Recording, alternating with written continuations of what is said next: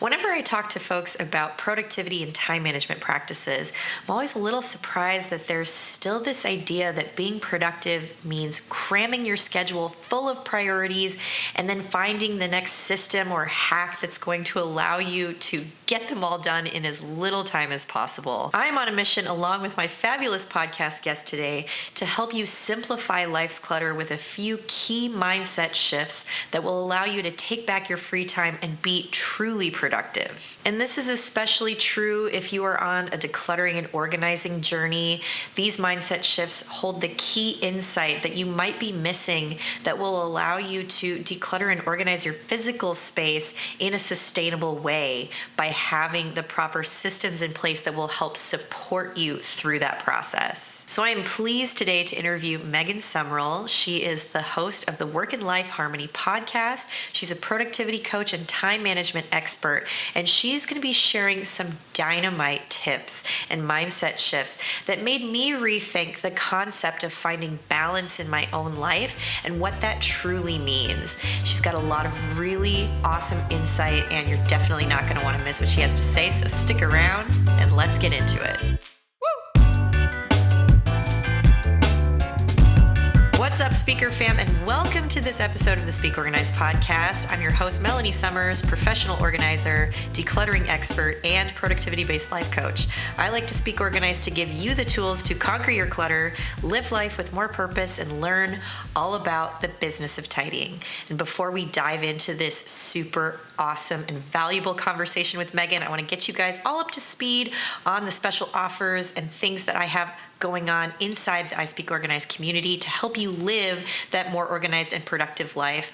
Or perhaps you are here wanting to start that professional organizing business. I've got you covered there as well. So be sure to join my free Facebook group. I'll leave a link to it down in the description of this video and the show notes of the podcast, however you happen to be here today, so that you can join. It's free. I run free trainings for business startup as well as different ways of living a more organized and productive lifestyle. Wherever you happen to fall on that spectrum and be on that journey, I'm here to support you. So be sure to join that group.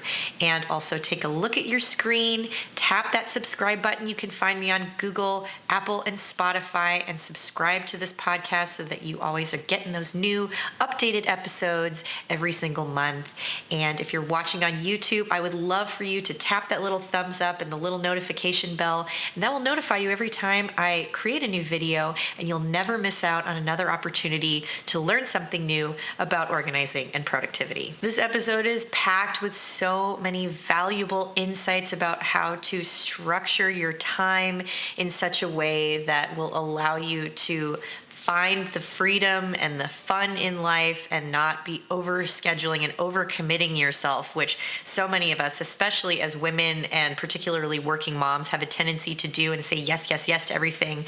Megan has a beautiful way of breaking it all down and explaining the concept of work and life harmony. I'm not going to spoil it for you. She does a really good job of bringing that concept to life. And so we're going to dive right in and hear all of the wonderful things that Megan has to say. Okay, Speaker Fam, welcome to this episode of the Speak Organized podcast. I am beyond excited. This has been a little bit of a long time in the making to get Miss Megan Sumrell from the Work and Life Harmony podcast. She's a productivity coach, and she does a lot of really interesting things. I'm going to kind of let her explain to us everything that she's got going on in her really awesome business. But I just wanted to welcome you, Megan, to the podcast, and just tell us all about what you do. What exactly is a productivity coach or a productivity expert? And just tell us a little bit more about your business. Yeah. So I will say I actually, productivity is the phrase most people connect with. But my real zone of genius is time management. But if you don't have good time management, you aren't going to be very productive. So the two just go so hand in hand. So I kind of want to throw that out there. And also, even before we jump in, kind of set the expectation on what I mean when I talk about productivity. Mm-hmm. Usually when we say it, what does everyone start picturing, right? I get more done than someone else. Yeah. I go to bed later. I live on 4 hours of sleep. I drink all the caffeine. For me, productivity is all about getting the most important things done in a way that doesn't stress you out. That's it. 'Cause Simple. if you do that, you're winning, right? Absolutely. So my background is actually in the software space. I had a career in corporate software for over 20 years. And I would go into large scale software companies and basically rip apart their systems and implement new ways of building software better, faster, cheaper. So I have always had this love of, how do we optimize this? How do we fix this? How do we start over and look at a better way to plan, structure, and organize? And I loved my career, loved everything about it. I started a family later in life, and had no idea that introducing one human being into my world would completely throw everything that I was doing. Oh yeah. It's amazing, isn't it? I used to so stupidly look at those moms in Target or whatever with the kid melting down at the end of the day. And I'd be like, oh, that'll never be me. Yeah, it was. Yep. So I was, I knew I wasn't loving the way things were going the first couple years of juggling work and motherhood. And then I had a really pivotal moment one day when my daughter was like 2.5, and I had her at the park and pushing her on the swings, chatting with the mom next to me. And at one point in the conversation, she just very innocently asked, so what do you do for fun? And I didn't have an answer. Like, I wow. literally Yeah. couldn't come up with anything. And it rocked me to my core. Yeah. I remember going home that night and hiding in my closet and crying and thinking, when did this happen? Like, when did I get to a point in life where I literally can't think of what I do for fun anymore? And, on the outside looking in, I looked like this super productive, organized person. But what I was completely self-starved, overwhelmed, exhausted, and strung out. Yeah. Yeah. And thankfully, I had a moment of clarity that night and realized, Megan, you do this for a living. Like, take yourself on as a client. Yeah. So I threw all of the training, all of the planning systems I've been using for over 20 years out the window and just said, I'm starting from the ground up, and built a completely new framework to manage and juggle my time and all the things.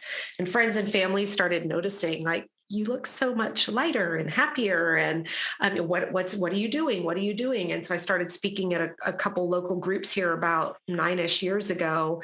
And at the end of a talk one day, a group of women came up and said, can we hire you to teach us how you do this? So I had to really think about it. I was like, is this a system I can unpack and chunk it up and teach this? And so I said, well, if you guys will be guinea pigs for me, let's give it a go. And now here we are all these years later. I've left corporate and I now have the top framework, which is what I am on a mission to bring work-life harmony to as many women as I can. Gosh, that is just so inspiring. And I can absolutely relate to feeling that way as a mom and a business owner. There's this pressure that I think we put it on ourselves to be able to do a lot of it. And it does come from things that we maybe have heard or experienced growing up, that we should be these super moms. We should be super productive in business, which is very different than real productivity, and also productivity as in a family setting. Yeah. Right. Well, all we keep doing is throwing more roles on top of being a mom, right, without taking any of the other responsibilities off. So now we're supposed to run 4 full-time jobs, Exactly. And for me, I set that expectation up, or I have in the past set that expectation up on myself, and then realized that I have the choice and the power to take that off. And that's where the magic happens, when you had that moment of clarity where you're like, wow, fun really should be right up there as a huge part of life. I mean, otherwise, what are we doing? And so simplification is key for sure. For sure. Yeah. So tell me a little bit more about so you call it the TOP method? So it's the top. My program is, the TOP program, and it's all built around this TOP framework. So TOP stands for time management, organization, and productivity. And so I've built a framework that is around those 3 components. And then each of those components are broken down into smaller components. So I've got 9 core kind of skills, things that we put in place in order to truly get to work-life harmony, which for me is all about being present, meaning whatever we're doing, we're all in, even if it's when we're just doing nothing, like let's fully relax, whatever it is. Yeah. So being present, being proactive. So we're actually being proactive with our planning instead of reactive, and feeling purposeful. So it really is. I like to kind of give the analogy of thinking about like a machine line, right? Like a big warehouse where you might put different inputs or different ingredients into this machine, but the machine does what the machine does. And then based on the ingredients, something different comes out on the back end, right? So this framework that I teach for how to plan, manage, and control your calendar, the framework is the same. What you bring to it are your unique inputs. What is your schedule? What are your constraints? What is your family life like? What are all the things that you're juggling? Right. The framework stays the same for everybody, but then the output, which is your monthly plan, your weekly plan, is uniquely yours because your inputs are uniquely yours. Right. And so this was a key thing that I felt was really failing and missing in so many of the time management courses and programs I've taken over 25 years. It was not only were we all using the same kind of framework, but we all had to basically create the same schedules. Right. I was like, that doesn't work. No, yeah. My life is not your life. I mean, I think one of the things I get most frustrated is when I hear productivity experts always say the key to success is waking up every day and writing down your top 3 priorities and then only focusing on that. I'm like, have you been in my house for a day? You might realize that's setting me up for failure. Right. Your kids aren't doing that. Your kids are not doing that. Your spouse isn't doing that. No. And there may be a day where it's so disjointed with meetings, appointments that you only ever get little 20-minute slivers that day I'd be far better served knocking out 15 of the mid-level low-hanging fruit on that day and not touching any of my top 3 priorities. Right. Instead, waiting for another day when I can have meaningful time to do it. So this is what I think is failing so many systems for women out there in today's world is it's just not realistic. It's not acknowledging the realities of all that we juggle and the constant shifting and movement in our schedules to say, guess what? You can still be productive. You can still have time for yourself. You just haven't been taught the right way to put those pieces together. Because time management is a teachable, learned skill. It's not something you're innately born with or not. I was not born with it. At all. Right. Me neither. I still struggle with it to this day, which is why I immerse myself in the study of different techniques and you're right. It's important to have a fluid mindset, especially as a mom, because you just never know what is going to happen throughout the day. And if you have that fixed mentality that you must stick to the protocol, and then a cog gets into the wheel and just shuts everything down, you need the ability to give yourself the grace and the space to pivot. And you've got to have a planning system that can absorb that pivot. I mean, exactly. Yes, it can support you. Yeah, we got a text from my daughter's school at 7:20 last night saying, oh, by the way, there's an awards assembly today. The parents are supposed to be there. Like, okay. Awesome. Super. Thanks for that advance notice. So that's what you're doing right after this. You're rushing out. It's what I just came back from, actually. Oh, okay. Okay. Yeah. And so and you're just making it happen. Oh, I had to move. I was supposed to be doing something else during that time, but then I have a part of my planning process is having kind of empty space to absorb when you've got to pivot and move stuff. So last night I had to move things around, but what didn't happen was the domino effect of now everything's messed up and now I've got to work all weekend to get caught back up, right? We have to put the systems in place to be able to absorb life's realities. Exactly. Yeah. I call it like a buffer zone for my schedule. I do the same thing where you expect that something is going to go haywire. And so you have that built in. If it doesn't, then you have like those I call those my magic unicorn weeks where it didn't happen. Yeah. And all of a sudden you've got this open spot on your calendar. It's like, like the clouds Right. open. So Go get a facial. Oh my I can goodness. go do stuff. Yeah. I know. I love it. I love it so much. Okay. So I want to ask you a question in terms of working with your clients on these types of things. And I want to know kind of what the number one question is that they ask you about finding a good work-life balance. I know that I'm throwing it at you. You are. Well, it's more of a theme. And before we jump on that, I think it's important. I do not believe in balance. I don't believe work-life balance exists, which Oh, is why I say work-life harmony. okay, cool.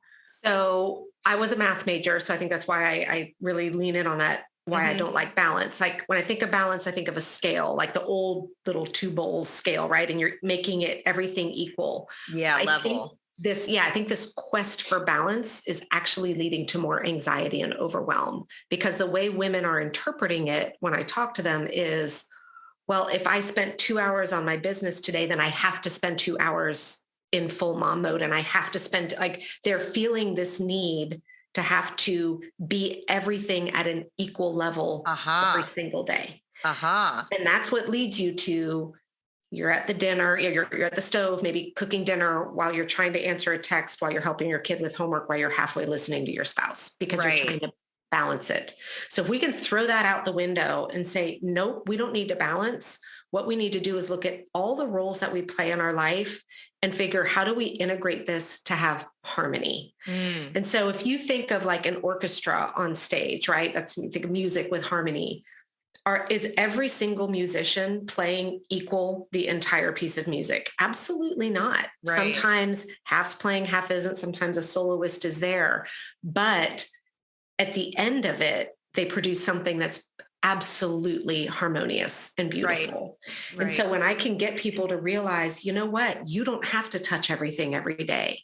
You don't have to, check every program or email or whatever. What we need to do is put the structure in place that allows you to be fully present in whatever that looks like. So I may have, I'm about to enter a season where my business really goes on the back burner because we're heading into summertime mode, and nothing's going to be balanced. Nothing's going to be equal. And that's by the design of it. And then when we shift back into school, then everything shifts again there. So I think that is kind of in line with, back to your question of what is it that people come to me and ask. The first thing is resetting the expectation. They're coming initially thinking, Megan's going to show me how to get 36 hours of work done in a 24-hour day. Right. They think there's a magic more done in less time. Yeah, that's going to be, she's just going to show me how I can magically defy the laws of physics and get more time in my day. And so the real work up front is helping people come to the realization on their own. And I go through a time audit process with them where they start to have the awakening of, what the heck am I doing? It's no wonder I'm overwhelmed. It's no wonder I'm exhausted. Look at everything I'm trying to cram into this day. Right. I've got to let some stuff go. And as soon as we realize that, it's like, that's when the magic happens. Because now we start leaning into what are the priorities. And there are ways to create efficiencies so that you can do things, more in less time. But it's not about, how do I just keep adding onto my plate? It's also, how do I restructure this and what comes off? Absolutely. And I absolutely love how you break that down and just eliminate the word balance. And I can see, I don't think of it that way, but then you make me question subconsciously, is that what's going on in my brain, And I often will tell my clients the same thing, that I'm trying to help you create more time in your day to focus on what matters most to you, because that's what they think they want.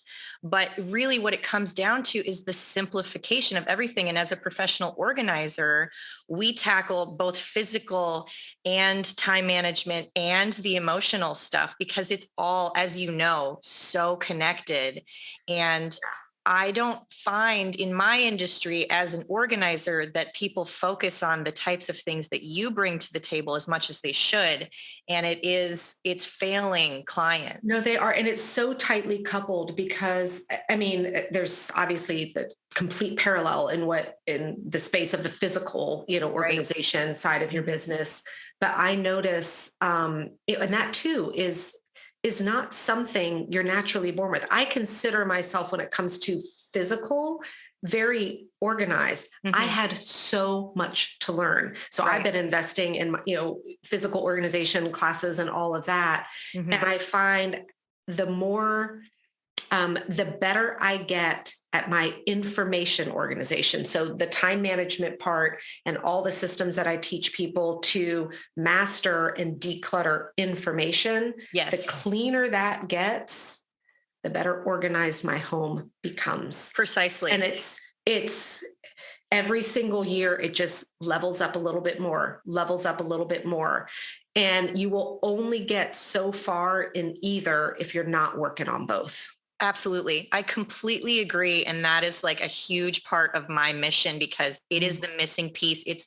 I feel that it is the key essential ingredient to becoming organized in your space, because I feel like the physical clutter is a full manifestation of what's going on in here, what's going on in your schedule, your time, your routines. If those things aren't in place, those are like the foundation of your house, right? Yeah. That set you up for success. 100%. And I read, it was a study, it's about 2 years old now, but I think to just help people get some perspective on why this is so important, that it was a study they had done that broke it down into saying, and this was 2 years ago, so it's worse now, that humans are having to process 34 gigabytes of data per day of information coming at you. And to give you a framework of that, if you were to go buy a new computer, after 1 week, if you put that much into it, it would shut down. Wow. Our brains are not built for this. Right. And so if you don't have, I grew up watching the Linda Carter Wonder Woman. She was one of my favorite. Yeah. And I always feel like every day, part of my thing in the morning is I'm putting on my big wrist bracelets that she wore. And they empower me that as I am being bombarded with all of the onslaught of information coming at me, both physically and digitally, I know as it comes in, I can put my arms up and go, okay, it's this, you go here, this, you go here, this gets processed over here, so that nothing is having to stay in between my ears to try and manage that. But you have to know, just as you do with your physical stuff, right? Oh, the towels go here, the cleaning supplies go here, the envelopes go here. You have to have that same infrastructure for the vast amounts of information that's coming at you. You need to know, oh, this is how I manage emails. Oh, this is where I put information from the school. Oh, this is how I, process messages from customers. If you don't have those in place, it's no wonder you wake up at 2 a.m. panicked and start making mental lists. Exactly. Yeah. Everything needs a home. Information needs a home. It needs what does David Allen call it? Like a trusted capture system, basically. Just I love one of his quotes that I use all the time. I'm obsessed with is your mind is for having ideas. Yes. Not for storing them. Yes, exactly. Yeah. He talks about that a little bit in his book about how it's just a spinning wheel of a list of to-do items, and you need to get things out of your head to get them done. And so that is one that I stick to very firmly with my clients and myself, because I'm the same way. And I notice when I have that sort of hamster wheel feeling in my brain and that flutter in the chest that comes with all the anxiety of everything that you have to get done. I'm like, all right, I have a system for this. We sit down and just get it out and then process it. So it's just so important. Yeah. So I am really interested for you to answer this question for us. Because I kind of touched on it in the beginning of this episode, and I saw your reaction. And so I want to hear what you have to say to unpack this a little bit. So what is one reason that you think women in particular tend to overschedule? Where do you think that comes from? Well, In today's world, I firmly, this is my opinion, so there's no Totally. science backing this I up, have but I mine feel too. It's very okay. strongly about this. Yeah. And it is because we are all using, well, I am not, and my clients don't anymore. We are walking around with a screen size, our mobile device that is a 5x3, maybe. Yeah. And this is what we're using to manage our schedule. And this causes you to get overbooked and overcommitted. So let me explain that. Yeah. Again, back to the size of your mobile screen. So let's say it's Monday and you call me up and you're like, or send me a text. Hey, Megan, you want to go have lunch on Friday? What do? I pull up my phone, and the only way I can see if I'm free on Friday is to drill all the way down into that day, right? And zoom into that chunk of time. And I might see, hey, Friday from 12 to 1, like I'm open. Mm-hmm. So I say, sure. Then when I get home or somewhere else where maybe I can pull up my calendar on a computer and I can see my whole week, what I couldn't see from my phone was I'm solidly booked Monday through Thursday. And that little window on Friday afternoon was literally my 1 minute to breathe all week. But because I can't see the bigger picture, I'm operating in the weeds all the time. That if a slot is open, I am letting everyone else come in and fill it up. And this quest to be fully digital and to throw paper planners away and have these computers in our pocket with minute, visibility into it, right, is causing people to just completely overbook themselves because they can't see enough information. Wow. Yeah, that's mind blowing. It's so true. And the mobile formatting makes everything just so that you can really drill down and focus on just what's going on. And I'm going through my mind right now thinking of several times where that happens, because I have my wall calendar, which doesn't always translate to everything that's on my phone, and things don't sync properly from work to personal calendars. And I have to sit down and see it. It's like you need 4 monitors to see everything going on sometimes. Yeah. And that's one of the key elements that we create inside of the top program. I call it your command center. Is there needs to be one place and one place only. Again, that storage of information that tells you what you're supposed to be doing and when you're doing it. Yeah. And it can't, now you might be able to reference it from your phone, right? But that can't be where you're looking to make yes, no decisions about how you're spending your time. You have to be one level up at least, where you're at least seeing the week comprehensively, preferably the month as well. Right. And people think I'm crazy because if I'm out and about, or even like at the dentist office, they're like, oh, we'll schedule your next appointment. And they'll see, I'll pull out my phone and I'll say, I think I can, but I'll call you. I got to check my calendar when I get home. And they're like, why aren't you looking at your calendar? I'm like, yeah, but this doesn't have enough information because I can't see, is that a week I really want to commit to? Because maybe it's a week already with a doctor's appointment or something else, right? Right. So it allows me, it gives you, puts you in the driver's seat of being so much more empowered on protecting your yeses and feeling really comfortable about what to say no to. Gosh, I love that. I love the idea of protecting your yeses, because we're always so eager to please and be ready to go. Yeah. And I feel like that seems to be pretty common across most women that I meet, that it's just kind of ingrained in our desire to. And I'm in the South, so it's even more so here. Like we get bless your hearted into everything. Gosh, yeah, I'm from the South originally too. I'm from Tennessee, and I remember that growing up as a kid. Oh gosh, it's so funny. In the Pacific Northwest, you don't get so much of that. People tend to kind of spread out, keep to themselves a little bit more. They're a little more introverted. So I don't get that as often, but I know exactly what you're talking about. It's too funny.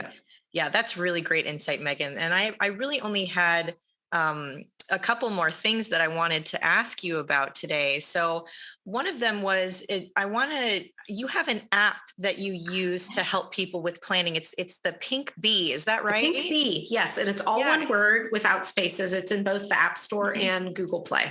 Yep. Okay, cool. And can you tell me kind of how that works? Is it part of your planning framework that like what you're talking about, this whole Yeah. So calendar the command app center? really was, when there's people like you and me out in the world that are, wanting to help, and we've got content out there everywhere. I wanted to be like, okay, where is one central hub that Mm, I can put some, my best free training resources for people that they can find it instantly. And I kind of call it having a time management coach in your pocket.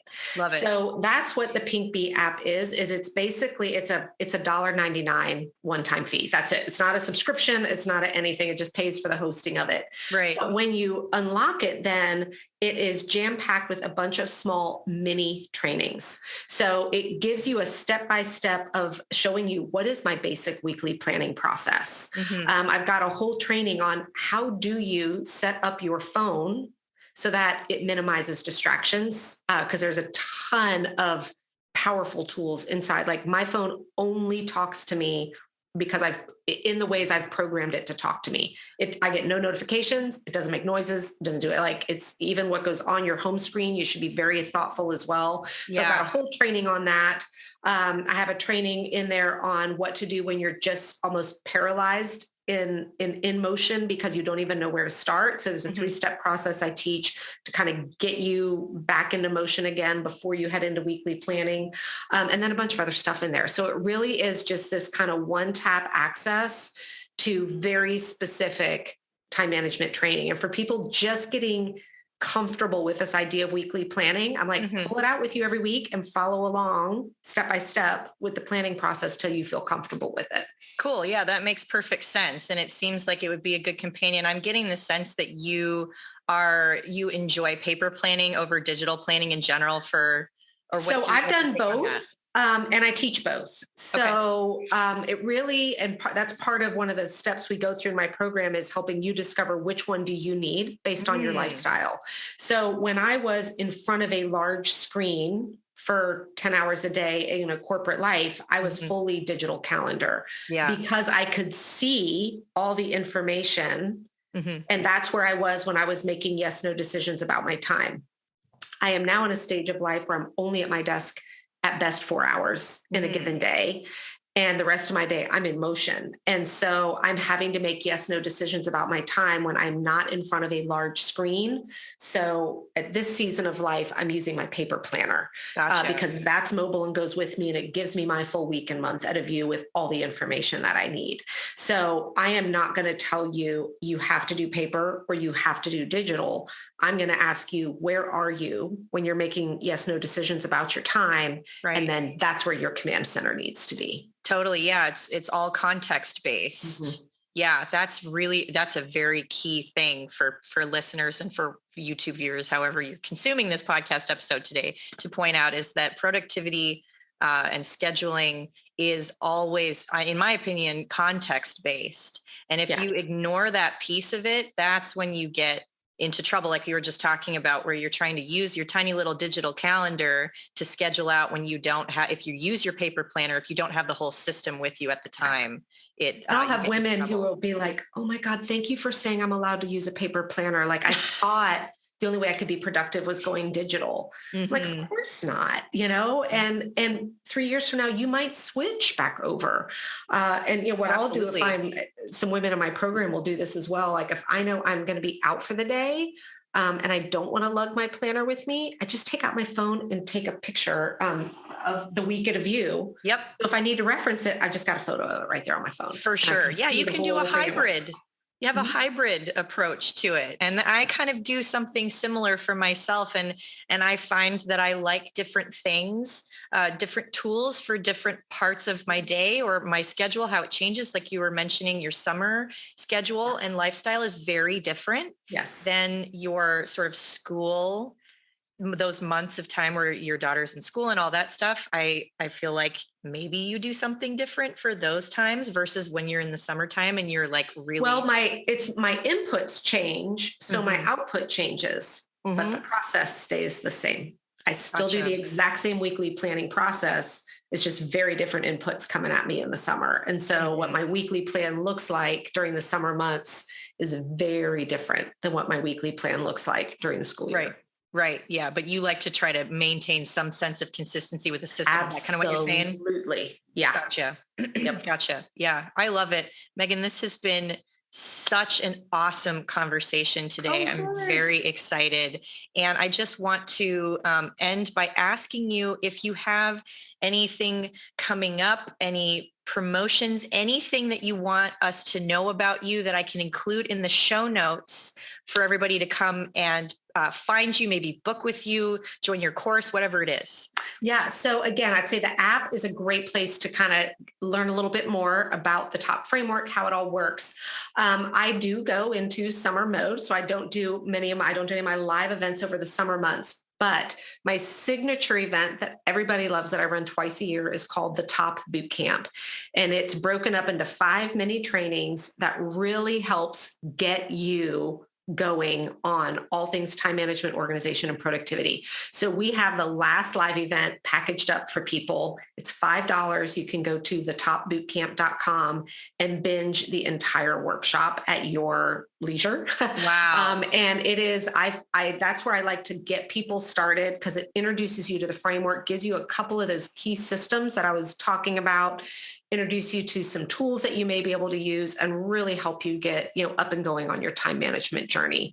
And then you can find me anywhere just at Megan Sumrell. I'm easy to find. Awesome. Yeah, I will be sure to include all of that for everybody listening and watching today. Thank you again, Megan, so much. It's been an honor to have your time. And I will hopefully get to catch you. I want to check out your app and all the things. So thank you so much. Oh, thank you. It's been a pleasure. That is going to wrap it up. Thank you all so much for being here. It's been an honor to have your time today. And I hope that you found all the insight to be as valuable as I did in rethinking and reframing the way that we structure our time to find more fun and freedom and live that productive and simplified lifestyle that you know you deserve.